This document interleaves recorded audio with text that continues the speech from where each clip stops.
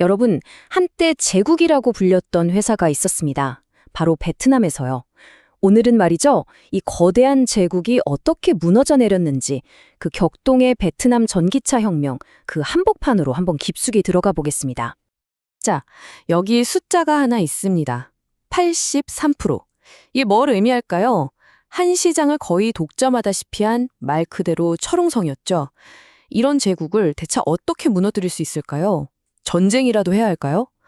근데요, 놀랍게도 베트남에서는요, 단 하나의 정부 정책, 딱 그거 하나로 모든 게 끝났습니다. 그럼 그 정책 얘기를 하기 전에 먼저 혼다라는 제국이 도대체 얼마나 대단했는지부터 제대로 알아봐야겠죠. 이게 그냥 시장 점유율 1위 이 정도 수준이 아니었어요. 혼다는요, 브랜드를 넘어서서 베트남 사람들의 삶, 그 자체, 거의 문화였다고 봐도 과언이 아닙니다. 베트남 하면 딱 떠오르는 이미지가 있잖아요. 끝없이 이어진 오토바이 행렬. 왜 그럴까요? 인구는 거의 1억에 육박하는데 급격한 도시화 속에서 대중교통은 턱없이 부족했거든요. 하노이만 해도 이용률이 16%밖에 안 됐으니까요. 그렇다고 차를 사자니 너무 비싸고 결국 서너 달 월급만 모으면 살 수 있는 이 오토바이가 꽉 막힌 도시에서 유일한 발이 되어준 겁니다. 그러다 보니까 베트남 가구 18을 오토바이를 가지고 있을 수밖에 없었던 거죠. 정말 필수품인 셈이에요. 이게 얼마나 대단했냐면 이런 말이 있을 정도였어요. 남부 베트남에서는 오토바이라고 안 하고 그냥 혼다라고 한다. 우리나라에서 예전에 스카치 테이프나 호치키스처럼 브랜드 이름이 그냥 보통 명사가 되어버린 거죠. 수십 년 동안 베트남에서 혼다는 그냥 오토바이 그 자체였고 믿고 타는 품질의 상징이었습니다. 자, 그럼 숫자로 한번 볼까요? 이게 얼마나 거대한 유세였는지. 시장 점유율 83%. 이건 뭐 거의 독점이죠. 이걸로 벌어들이는 돈이 1년에 6,600억 원. 근데 진짜 놀라운 건 이겁니다. 혼다라는 글로벌 기업의 전 세계 이륜차 매출 그 3분의 1 가까이가 바로 이 베트남 한 나라에서 나왔다는 거예요. 이건 그냥 중요한 시장 정도가 아니라 말 그대로 혼다 제국을 먹여 살리는 심장부였던 겁니다. 그런데 말이죠. 이렇게나 견고하고 완벽해 보였던 제국에 금이 가기 시작합니다. 모든 것을 바꿔버린 단 하나의 정책 때문에요. 정부가 왜 이런 초강수를 뒀을까요? 명분이 필요했겠죠. 그 명분은 바로 이 숫자 7만 명이었습니다. 이게 뭐냐면 베트남에서 매년 대기오염 때문에 목숨을 잃는 사람들의 수예요. 특히 하노이 같은 대도시는 세계에서도 손꼽히는 공기질 최악의 도시였으니 정부 입장에선 뭔가 특단의 조치가 필요했던 거죠. 그래서 2025년 7월 12일 베트남 정부가 그야말로 폭탄을 터뜨립니다. 바로 정부 지시 제20호인데요. 내용은 간단하고도 충격적이었어요. 대기오염 막고 교통 시스템 현대화할 거니까 이제부터 도심에 내연기관 오토바이 못 들어온다. 단계적으로 금지하겠다는 거죠. 수십 년간 가솔린 엔진으로 베트남을 지배해온 혼다에게는 이건 뭐 사실상 사형 선고나 다름없었습니다.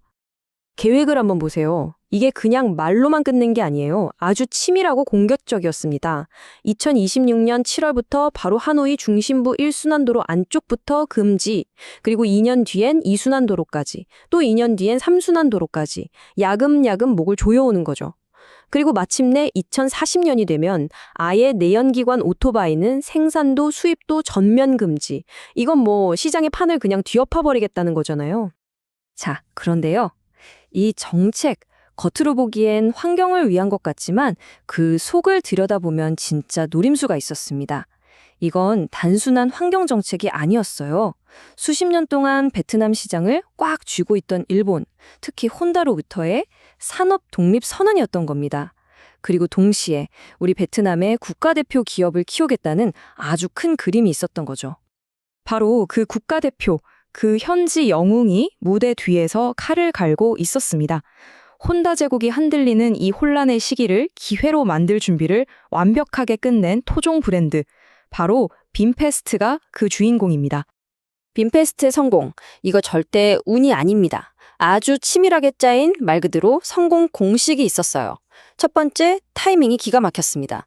정부가 금지 발표를 하기 전부터 이미 전기차에 어마어마한 돈을 쏟아붓고 있었어요. 두 번째, 제품만 판 게 아니라 인프라를 먼저 깔았습니다. 전국에 촘촘하게 배터리 교환소를 지었죠. 세 번째, 정부의 든든한 뒷배가 있었습니다. 토지부터 금융까지 전폭적인 지원을 받았고요. 마지막으로 포지셔닝이 정말 영리했어요. 이걸 전기 오토바이라고 부르지 않고 스마트 모빌리티 기기라고 불렀거든요. 이 표를 한번 보시죠. 이 둘의 대결 구도가 얼마나 명확한지 알 수 있습니다. 혼다가 주유소에서 5분 걸릴 때 빈페스트는 배터리를 통째로 갈아 끼우는데 3분이면 끝났어요. 이미지는 어땠을까요? 혼다는 이제 아버지 세대가 타던 것, 매연 내뿜는 것이라는 이미지가 된 반면 빈페스트는 미래 기술, 깨끗함의 상징이 됐죠. 기술적으로도 혼다는 아날로그 엔진이지만 빈페스트는 스마트폰 앱이랑 연동되는 디지털 기기였고요. 그리고 결정적으로 혼다는 외국 거대 기업이었지만 빈페스트는 우리나라의 자랑이었습니다. 보세요. 어제까지 혼다의 강점이었던 것들이 하루아침에 구시대의 유물처럼 보이게 만들어버린 겁니다. 사람들은 빈페스트를 보면서 베트남의 테슬라가 나타났다고 열광했어요. 우리 베트남 기업이 이렇게 멋지고 기술력 있는 제품을 만들다니 하는 엄청난 자부심을 느낀 거죠. 그러니까 빈페스트 스쿠터를 사는 건 그냥 이동수단을 사는 게 아니라 우리나라 기업을 응원하는 애국적인 소비가 된 겁니다. 이 감성적인 부분을 정말 잘 파고들었죠. 자, 그럼 이 난리가 났는데 그 거대한 제국 혼다는 대체 뭘 하고 있었을까요? 한마디로 완전히 뒤통수를 맞은 거죠. 그래서 대응하는 걸 보면 너무 늦었고 너무 부족했습니다. 그야말로 허둥지둥이었어요. 혼다가 처한 딜레마가 이 카트에 그대로 드러납니다. 베트남에서 1년에 6,600억 원이라는 엄청난 돈을 벌고 있었어요. 그런데 기존의 내연기관 공장을 싹 다 전기차용으로 바꾸려면 최소 5천억 원 이상이 깨지는 겁니다. 1년치 수익을 거의 다 쏟아부어야 하는 거죠. 근데 더 큰 문제는 시간이었어요. 당장 첫 금지 조치까지 남은 시간이 고작 8개월밖에 없었습니다. 이러지도 저러지도 못하는 그야말로 최악의 상황에 빠진 거죠. 물론 혼다도 가만히 있진 않았습니다. 어떻게든 살아남으려고 발버둥을 쳤죠. 2025년 4월에 부랴부랴 첫 전기 스쿠터를 내놨지만 이미 너무 늦었죠. 시장은 빈페스트가 다 먹은 뒤였고요. 정부에 가서 제발 좀 밀어달라고 로비도 해봤지만 총리가 단칼에 거절했습니다. 우리한테는 800개나 되는 딜러망이 있다. 이걸로 어떻게 해보려고 했는데 정작 제일 중요한 배터리 교환 네트워크가 없으니 무용지물이었죠. 배터리 렌탈 서비스도 발표했지만 이미 전국에 촘촘히 깔린 빈페스트의 편의성을 도저히 따라갈 수가 없었습니다. 한마디로 이미 판이 바뀐 게임에서 옛날 규칙만 붙들고 허우적된 셈입니다. 얼마나 다급했으면 일본 오토바이 업계가 다 같이 모여서 제발 준비할 시간 좀 한 2, 3년만이라도 달라고 애원하는 편지까지 썼겠어요. 하지만 돌아온 베트남 총리의 대답은 정말 냉정했습니다. 글로벌 기업이라면 이 정도 변화에는 더 빨리 적응해야 하는 거 아닙니까? 이건 뭐 더 이상 봐줄 생각 없다는 거죠.